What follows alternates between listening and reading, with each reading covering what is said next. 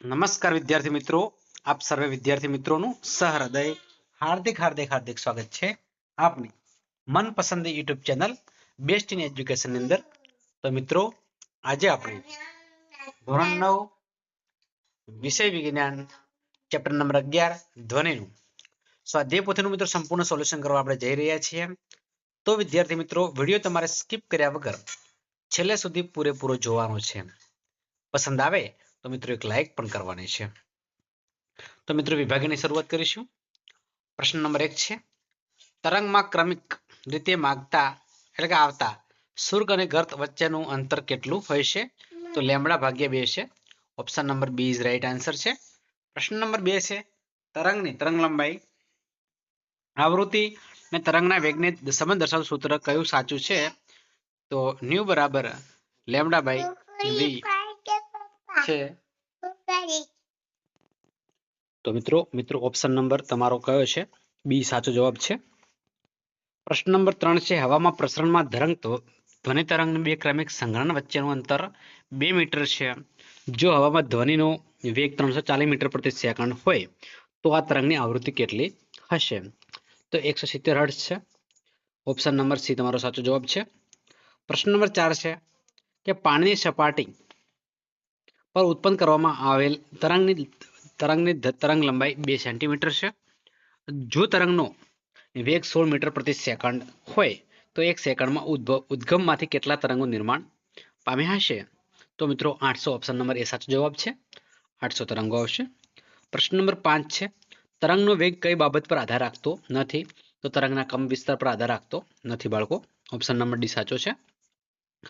પ્રશ્ન નંબર 6 છે, સપાટી પરથી પરાવર્તન પામતા તથા સપાટી પર આપાત થયેલ ધ્વનિના તરંગો એ સપાટી સાથે આપાત બિંદુ પાસે દોરેલ લંબ સાથે ખાલી જગ્યા બનાવે છે તો સમાન ખૂણો બનાવે છે.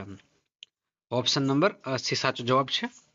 પ્રશ્ન નંબર 7 છે, તમારી સ્ક્રીન ઉપર છે, ધ્વનિના પરાવર્તન માટે ખાલી જગ્યા અવરોધકની જરૂર પડે છે. તો મિત્રો કયો આવશે? ઓપ્શન નંબર એ છે, મોટા કદના ચકચકિત કે ખરબચડા. પ્રશ્ન નંબર 8 છે, સ્ટેથોસ્કોપમાં દર્દીના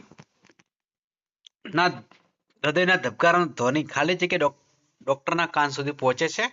તો ઓપ્શન નંબર બી છે, ગુણક પરાવર્તન પામી. નંબર 9 છે મિત્રો, પરાશ્રાવ્ય ધ્વનિ કોણ અનુભવી શકે છે? તો પરાશ્રાવ્ય ધ્વનિ મિત્રો ઉંદર અનુભવી શકે છે. પ્રશ્ન નંબર 10 છે, ઇસીજી ટેકનિકનો કયા તરંગો વપરાય છે? તો અલ્ટ્રાસોનિક તરંગો આવશે. કયા આવશે? અલ્ટ્રાસોનિક તરંગો. ઓપ્શન નંબર બી સાચો જવાબ છે. સોરી, એ આવશે. મિત્રો ખરા ખોટા છે જે મિત્રો તમારે જોઈ લેવાના છે. પ્રશ્ન નંબર 15 તમારી સ્ક્રીન ઉપર છે, ખાલી જગ્યા તરંગો સુર્ગ અને ગર્ત દ્વારા આગળ વધે છે તો લંબગત તરંગ આવશે. પ્રશ્ન નંબર 16 છે, સંમેલન કક્ષમાં છત ખાલી જગ્યા બનાવવામાં આવે છે તો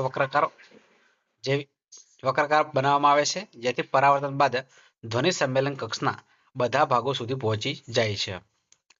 પ્રશ્ન નંબર 17 છે, મૂત્રપિંડમાં રહેલી પથરીને બારીક કણોમાં તોડવા માટે ખાલી જગ્યાનો ઉપયોગ થાય છે તો પરાધ્વનિનો ઉપયોગ થાય છે. મિત્રો ત્યારબાદ ટૂંકા પ્રશ્નો છે કે તમારી શાળામાં ઘંટ દ્વારા ધ્વનિ કેવી રીતે ઉત્પન્ન થાય છે સમજાવો. કે જ્યારે શાળામાં ઘંટ પર હથોડી અફાળવામાં આવે છે ત્યારે તે કંપન ગતિ કરવા લાગે છે અને પરિણામે ધ્વનિ ઉત્પન્ન થાય છે.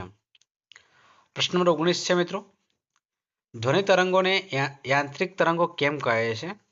કે જે તરંગના પ્રસરણ માટે માધ્યમની જરૂર છે તે તરંગને મિત્રો યાંત્રિક તરંગ કહેવામાં આવે છે અને ધ્વનિ તરંગોના પ્રસરણ માટે પણ માધ્યમ જરૂરી છે તેથી યાંત્રિક તરંગો કહેવામાં આવે છે. પ્રશ્ન નંબર 20 છે, માની લો કે તમે તમારા મિત્ર સાથે ચંદ્ર પર ગયા છો. શું તમારા મિત્ર દ્વારા ઉત્પન્ન કરવામાં આવેલ કોઈ પણ ધ્વનિ સાંભળી શકશો? ના, હું મારા મિત્ર દ્વારા ઉત્પન્ન કરવામાં આવેલ કોઈ પણ ધ્વનિ સાંભળી શકીશ નહીં. ગિટાર અને મિત્રો કારનું હોર્ન છે, એમાં પીચ ધ્વનિ અનુમાન લગાવો કે નીચેનામાંથી કયા ધ્વનિની પીચ વધારે છે? તો મિત્રો ગિટારની આવશે. ત્યાર મિત્રો પ્રશ્ન નંબર 22 છે, તરંગ લંબાઈ ગણો. તો મિત્રો એની તરંગ લંબાઈ 2 મીટર છે.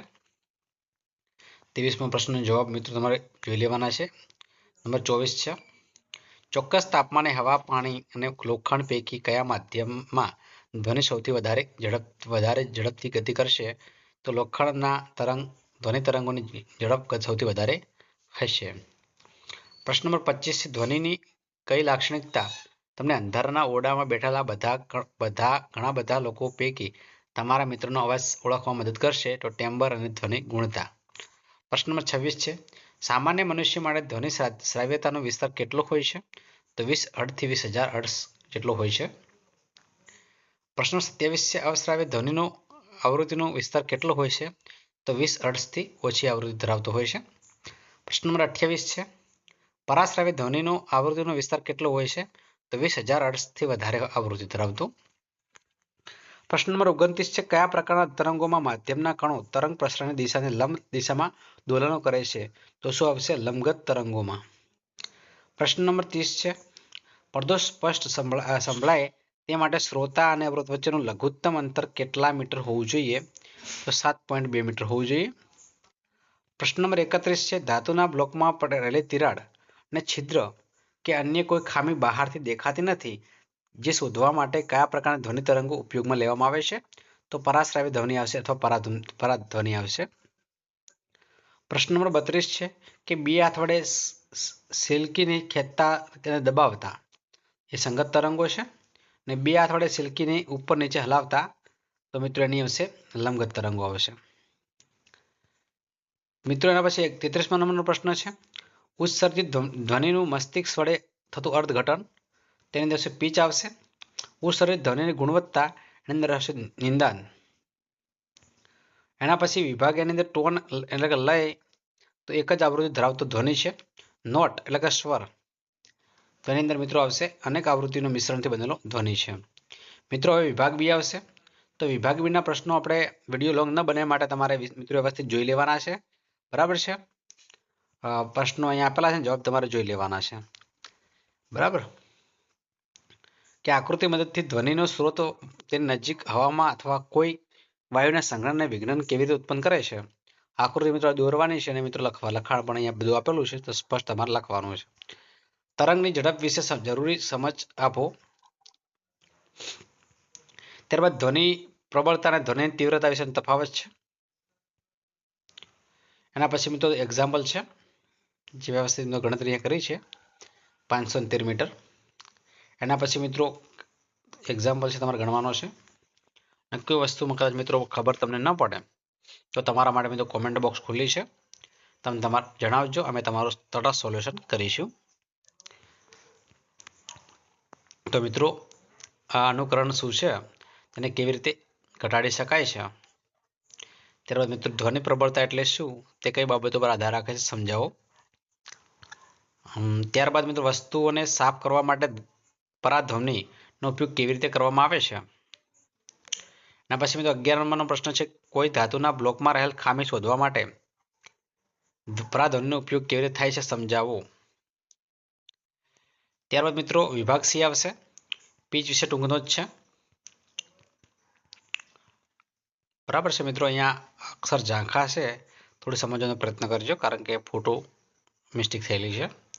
શું ધ્વનિ પરાવર્તનના તે જ નિયમોનું પાલન કરે છે અને પ્રકાશના તરંગો કરે છે સમજાવો. એના પછી મિત્રો એક્ઝામ્પલ છે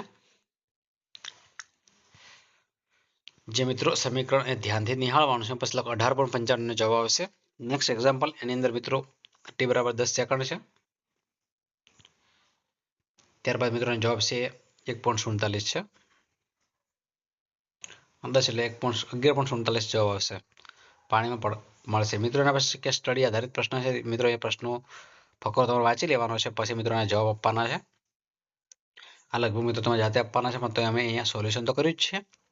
જાતે આપવાનો પ્રયત્ન કરજો. પરીક્ષા માટે ઇમ્પોર્ટન્ટ એવા પ્રશ્નો છે. વિભાગ ડી આવશે તો વિભાગ ડી ની અંદર મિત્રો ખાસ તમારે વ્યાખ્યાઓ છે. બરાબર છે આ વ્યાખ્યાઓ તમારે લખવાની છે.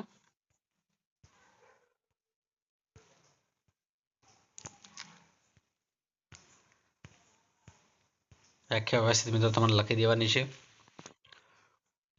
તો વિદ્યાર્થી મિત્રો આ છે આપણો આજનો મિત્રો વિડીયો. વિદ્યાર્થી મિત્રો વિડીયો તમને પસંદ આવ્યો હોય તો વિડીયોને અચૂક લાઈક કરજો. ચેનલ પર નવા હોય અને ચેનલને મિત્રો હજુ સુધી સબસ્ક્રાઇબ ન કરી હોય તો ચેનલને મિત્રો અચૂક સબસ્ક્રાઇબ કરજો.